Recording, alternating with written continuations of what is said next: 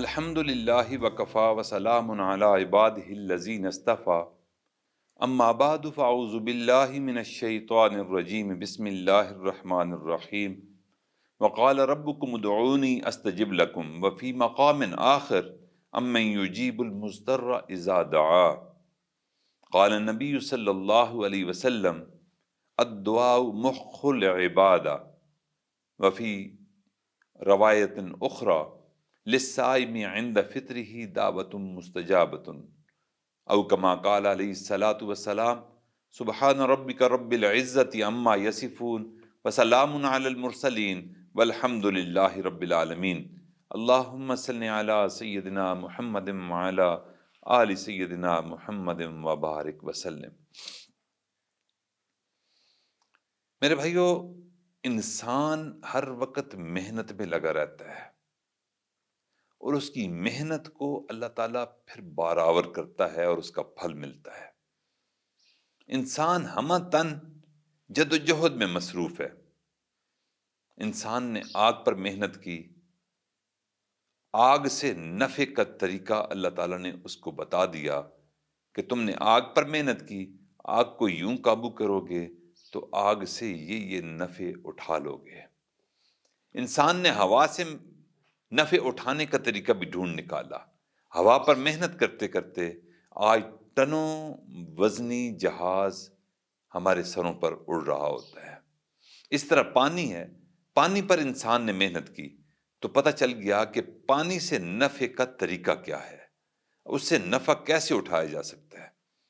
میرے بھائیو، یہ تو مادی چیزیں ہیں، یہ تو خزانے اس دنیا کے ہیں، یہ خزانے محدود ہیں۔ ان خزانوں تک اللہ تعالیٰ جس کے حصے میں جتنا حصہ اللہ نے لکھ رکھا ہے اتنا مل کے رہنا ہے۔ اللہ تعالیٰ کے ہاں رزق معین ہے، لیکن اللہ تعالیٰ کے اپنے خزانے لامحدود ہیں۔ جب دنیا کے عارضی اور محدود خزانوں سے فائدہ اٹھانے کا طریقہ انسان اپنی محنت سے ڈھونڈ لیتا ہے تو سوال یہ پیدا ہوتا ہے کہ جو اللہ کے لامحدود خزانے ہیں اور ہمیشہ رہنے والے خزانے ہیں، ان سے انسان فائدہ اٹھانے کا طریقہ کیسے سیکھ سکتا ہے کہ ہم اللہ تعالیٰ کے خزانوں سے فائدہ اٹھانے والے بن جائیں۔ اللہ تعالیٰ نے 1,24,000 پیغمبر مبعوث فرمائے اور سب انبیاء نے اپنی اپنی امتوں کو یہی تلقین کی کہ لوگو، تم میرے نقش قدم پر چلو، میرے طریقے زندگی کو اختیار کرو۔ اللہ رب العزت جو تمام خزانوں کا مالک ہے، اس کے خزانوں میں سے سب سے زیادہ نفع پانے والے بن جاؤ گے۔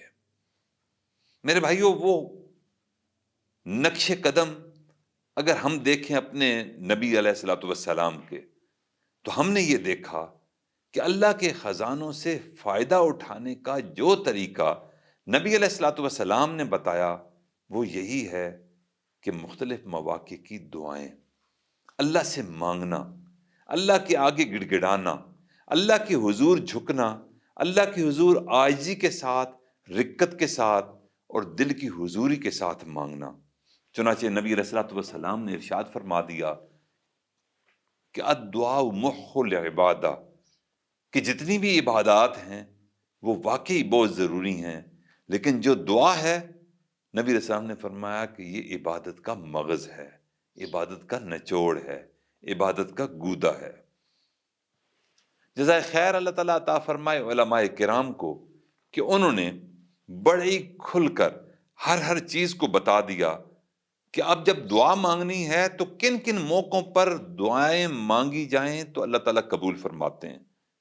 پھر فرما دیا کہ کن کن جگہوں پر، کن کن مقامات پر دعا مانگی جائے تو اللہ تعالیٰ وہ دعائیں قبول کرتا ہے، اور پھر بتا دیا کہ کن کن لوگوں کی دعائیں اور کن کن لوگوں سے دعائیں لی جائیں تو اللہ تعالیٰ قبول فرماتے ہیں۔ لیکن اس میں ایک شرط ہے، خاص موقع کی دعا ہو، خاص جگہ کی دعا ہو یا کسی خاص بزرگ کی دعا ہو، مانگنے والے کی دل کی حاضری کو اللہ تعالیٰ دیکھتا ہے۔ جس کے مانگنے میں درد ہوگا، کرب ہوگا، اضطراب ہوگا، تڑپ ہوگی، لگن ہوگی، شوق ہوگا، میرے بھائیو دعا اس کی قبول ہوگی۔ اللہ تعالیٰ نے قرآن پاک میں ارشاد فرما دیا کہ امن یجیب المضطر اذا دعا، کہ جب مضطرب بندہ، جب پریشان حال بندہ جب دعا کرتا ہے اضطراب کی حالت میں، تو اس کی دعا کو کون قبول کرتا ہے؟ یہ اللہ تعالیٰ کا پوچھنے کا انداز ہے۔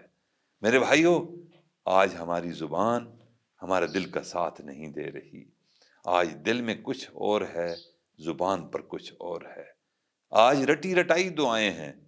آج زبان سے ہم جو کچھ ادا کر رہے ہوتے ہیں، اسی لمحے ہمارا دماغ کچھ اور سوچ رہا ہوتا ہے۔ دماغ کا اور زبان کا تال میل نہیں ہے۔ دل کی محبت کا اور زبان کی محبت کا جوڑ کوئی نہیں۔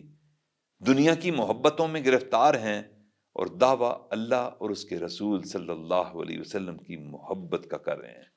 تو اس لیے میرے بھائیو، سب سے پہلے تو ہمیں اپنی زبان کو پاکیزہ بنانا ہوگا، زبان کو سچا بنانا ہوگا، زبان اور دل کی حاضری کو یقینی بنا کر دونوں کا تال میل پیدا کرنا ہوگا، تب اللہ تعالی ہماری دعاؤں کو قبول فرمائے گا۔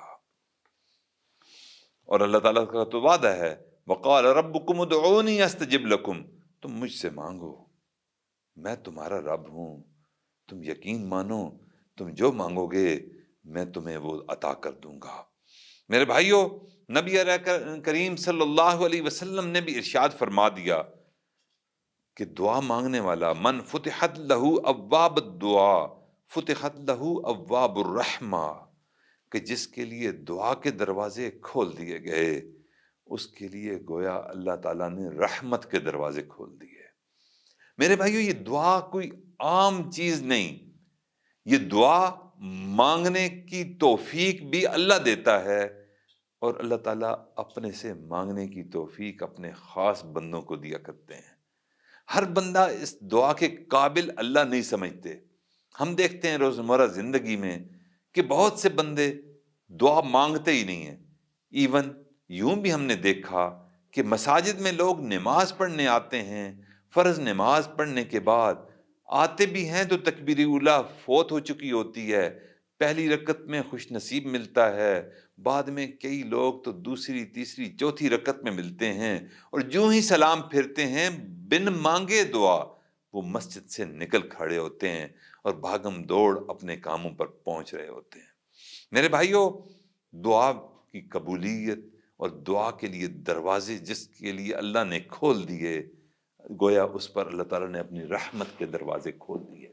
اب رحمت کے دروازے تبھی کھلیں گے جب ہم دعا مانگیں گے۔ اگر دعا نہیں مانگیں گے تو اللہ تعالیٰ رحمت کے دروازے وا نہیں کرے گا۔ میرے بھائیوں، بچہ جب تک روتا نہیں، ماں اس کو اپنے سینے سے نہیں لگاتی، ماں اس کو فیڈ نہیں کرتی، دودھ نہیں پلاتی جب تک بچہ نہ روئے۔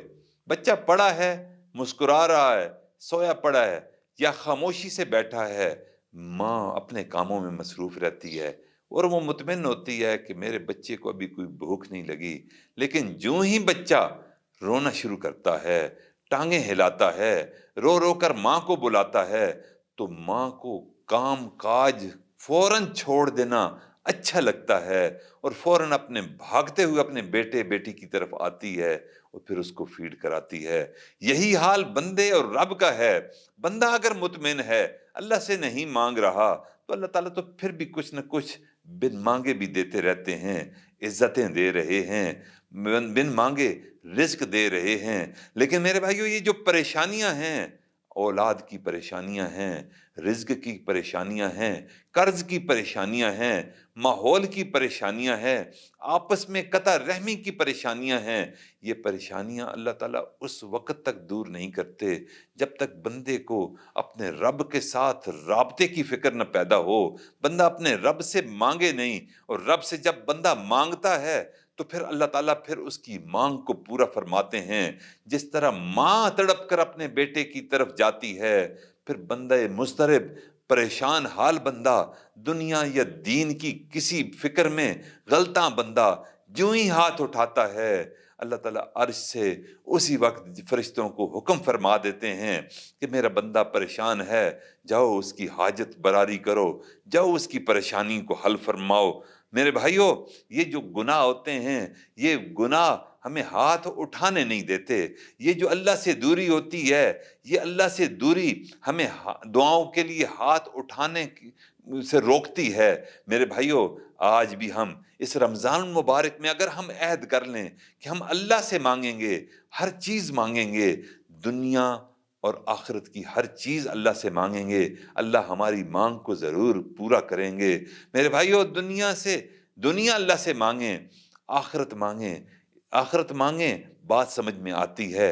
कुरान की तालीम मांगें, बात समझ में आती है। और आखिरत की तमाम नेमतें मांगें, बात समझ में आती है कि ये नेकी का अमल है। लेकिन मेरे भाइयों, अगर दुनिया की नेमत भी अल्लाह से मांगी जाए, क्योंकि रब से मांगी जा रही होती है, इस दुआ को भी अल्लाह ताला, दुनिया के लिए जो दुआ मांगी जाती है, अल्लाह ताला उसको भी नेकी के आमाल की तरफ लिखते हैं, हमारे नामे आमाल हुस्ने अमल की तरफ लिखते हैं कि जो कुछ मांगा है, भले वो दुनिया का है, लेकिन अपने खालिक हकीकी से मांग रहा है, इसलिए अल्लाह ताला उसको भी इबादत के दर्जे में लिखते हैं। इसलिए मेरे भाइयों, इस रमज़ानुल मुबारक में हम कोशिश करें कि जब नबी अलैहिस्सलातु वस्सलाम ने इरशाद फरमा दिया कि लिस्साइमी इंद फित्रिही दावतुम मुस्तजाबतुन, कि रोज़ादार की अफ्तारी के वक़्त मांगी हुई दुआ अल्लाह ताला कबूल फरमाते हैं। तो इस आदत को हम पुख्ता कर लें और रमज़ानुल मुबारक के बाद भी हम इस दुआ की आदत को अपनी रोज़मर्रा की मामूलात में शामिल कर लें कि जब भी हम नमाज़ पढ़ें, जब भी हम अल्लाह के हुज़ूर आएँ, जब भी हम कोई नेक अमल करने लगें या कर चुके हैं, उसका आगाज़ भी दुआ से करें, उसका इख्तिताम भी दुआ से करें। मेरे भाइयों, ये वो अमल है जो अल्लाह को महबूब है। और हमने दुनिया में देखा कि अगर कोई फ़कीर किसी सखी के दरवाज़े पे एक सदा लगाए, तो सखी बैठा रहता है कि कोई बात नहीं, अगर मुस्तहिक हुआ तो दोबारा सदा लगाएगा। तो फिर मैं सोचूँगा, फ़कीर जब दोबारा सदा लगाता है, टलता नहीं, तो फिर सखी सोचता है कि हो सकता है मुस्तहिक ही हो सकता है भूखा ही हो। फिर जब तीसरी मर्तबा सदा लगाता है और सदा पर सदा जब ऊँची लगाता है, तो सखी फ़ौरन दरवाज़े पे आता है और फिर उसकी माँग को ज़रूर पूरा कर देता है कि मैं पेट भरकर अगर सो रहा हूँ, तो अल्लाह का करम है, मेरे दरवाज़े पर जो फ़कीर आया, अगर इसका पेट खाली है, तो मुझे कुछ फ़र्क नहीं पड़ता।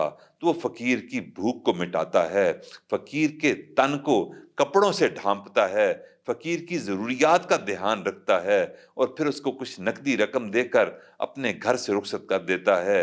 दुनिया के फ़कीर को सखी नहीं टालता, तो दुनिया का खालिक बंदे की माँगी हुई दुआ को जो बार-बार माँगे, वो कैसे टाल सकता है। अल्लाह से दुआ है कि अल्लाह ताला हमारी इन दुआओं को जो हम रमज़ानुल मुबारक में अफ्तारी से पहले और सहरी से पहले माँगते हैं, अल्लाह ताला उनको शर्फ़ कबूलियत अता फ़रमाए और हमें अपनी सच्ची मोहब्बत अता फ़रमाए और हम सबको अपनी ताबेदारी और ग़ुलामी के लिए कबूल व मंज़ूर फ़रमाए और हमारी कौम की और हमारी मिल्लत की तमाम मुश्किलात का ख़ात्मा फ़रमाए।